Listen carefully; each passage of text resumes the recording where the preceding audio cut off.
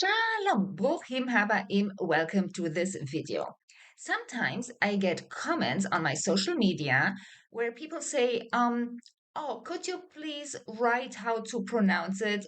And I'm wondering, what do you mean? You mean Latin letters? Yes, most of these people mean Latin letters, but this is the point. Actually, I'm using Nikud in my social media and also here in my videos because I know that for beginners, this way it is much easier to understand how to pronounce it.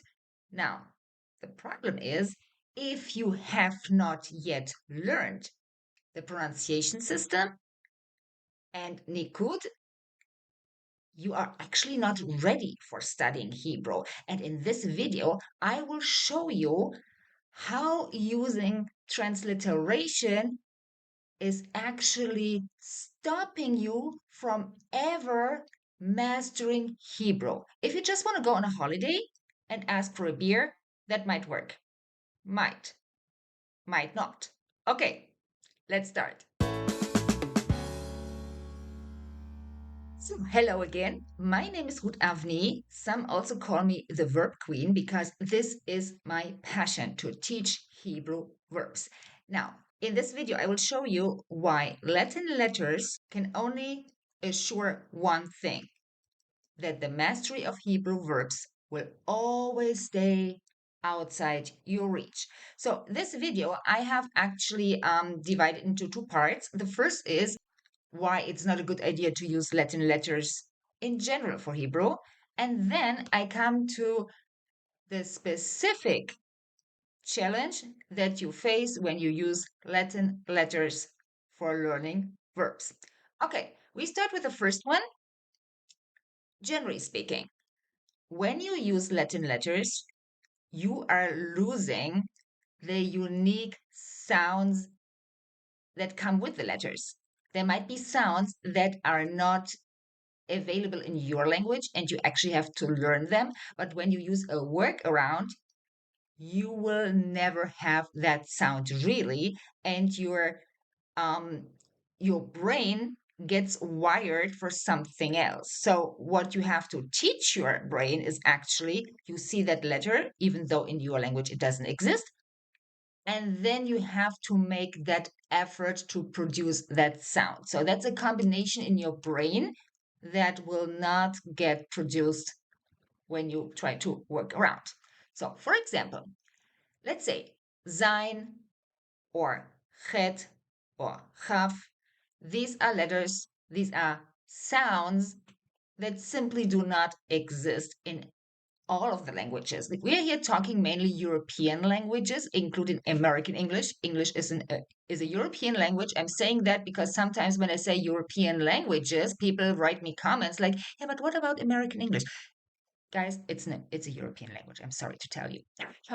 Okay, now let's see how would we write that in Latin letters with these mother tongues. So, sein, if I now want to make this z sound as a German speaker, I could just use an S, but there is this z sound in German, but there are so many different S's that I need a special note. So it is the BS, the z sound, this humming of a B. Okay, good work. A French speaking person could put a Z that works. The same for English speakers. And now we come to Spanish speakers. Well, now we have a problem. Okay, what about het and gaf?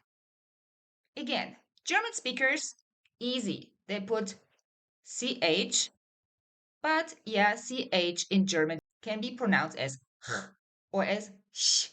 So, hopefully you know which of those two it is when you write it down.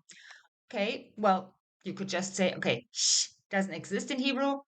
Okay, fair enough. So that might work. Here, a Spanish speaker has no problem at all. We just put jota and we are good to go. For English speakers, for some it might work to write CH like in the Scottish loch, If you have that connection in your brain that might work for you, I don't know. And now, French speakers, what do we do with? Yeah.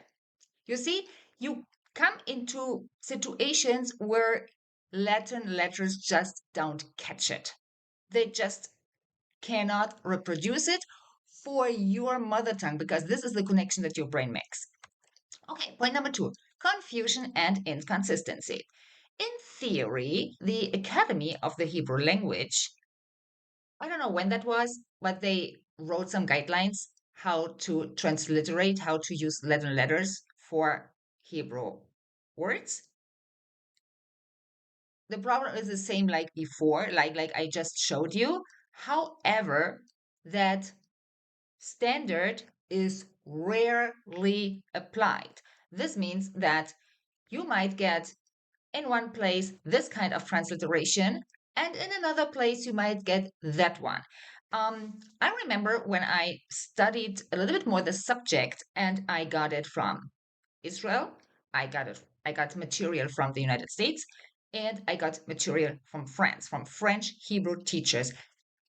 Wow, I always had to, especially for the French material, I always first had to put my brain into French mode. Okay, now I'm a French person. How would I? Oh, okay. Wow. So you see, you have to always make a turn in your brain that shouldn't be there. I mean, come on. Learn the real deal at the beginning. Just spend a little bit more time in the beginning, and then all the doors will be open for you. But if you maintain this and you justify that, well, then don't that not learning the system and staying in your mother tongue mode, I'm referring to writing and reading, not all the doors will open for you. That's a fact. So, coming to this, here we have the Academy of the Hebrew Language and what is actually out there. And as I have just mentioned, it makes it hard to learn. It makes it much harder than it actually is because you are not fully connected with the language. You just stopped it at the beginning, what you had to do to see, oh, this language is doing this. So instead of justifying what you are doing, is accepting the language the way it is. There is no other way, or maybe that language is not for you. Also, you stay expert beginner. You might later have a system that works somehow for you, at least that's what you think, but your progress is very, very reduced. And now we come to Hebrew verbs. That is more than a challenge. I would say it's impossible. You stay at the very, very bottom line. You don't even become an expert beginner. You stay beginner. Let me show you what that actually means. You might have already heard that Hebrew verbs is all about the root. Actually, Hebrew in general is all about the root. When you write it in Latin letters, the root disappears. And the root is not only your friend in Hebrew verbs, it is the fundamental piece of the language that you just tossed. So, giving you an example, let's say here are three conjugations. He wrote, he dictated, he corresponded. This in Hebrew is all around writing, right?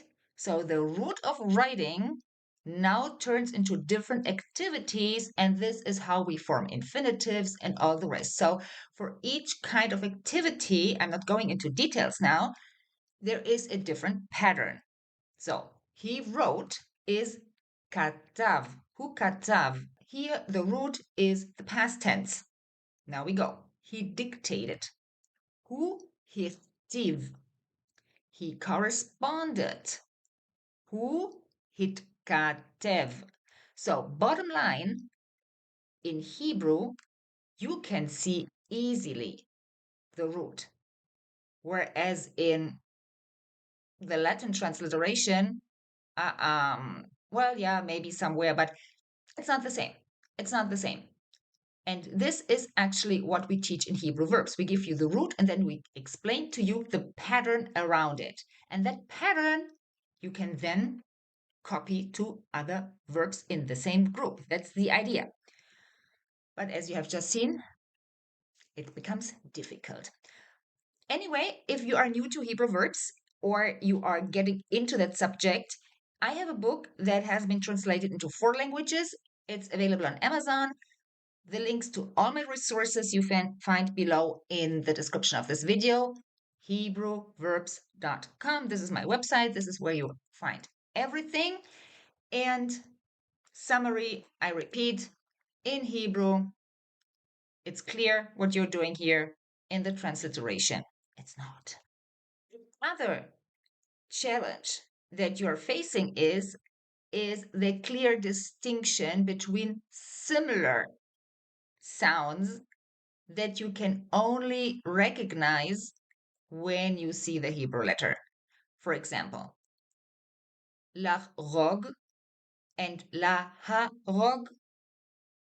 So when you look at it, you can see that a hey is not really closed at the upper left, in the upper left corner, but that completely escapes you when you write in Latin letters. And you might say, now, yeah, why do I need to know that?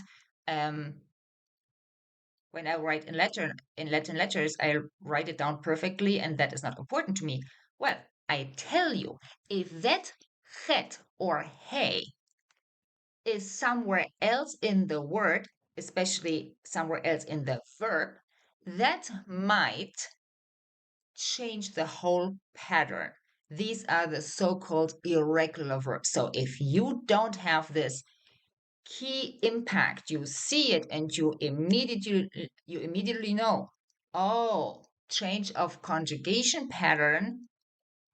Yeah, well, you see, you stay stuck somewhere. You don't get into that ability of changing patterns. Hebrew is all about patterns. So in the end, writing with Latin letters means you always start from scratch with each verb.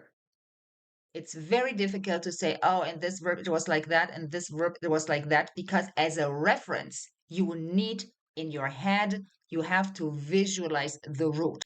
Summary. You don't see patterns. You start every verb from scratch, and the whole logic gets completely out of the window. It looks like a shortcut, but in reality, it will soon lead to a dead end. So now you know the hard truth. If you like this video, please give me a thumb up, subscribe, and if you want to know more about Hebrew verbs, feel free to sign up for my newsletter, and I hope I see you in the next video. Neshikot. Shalom.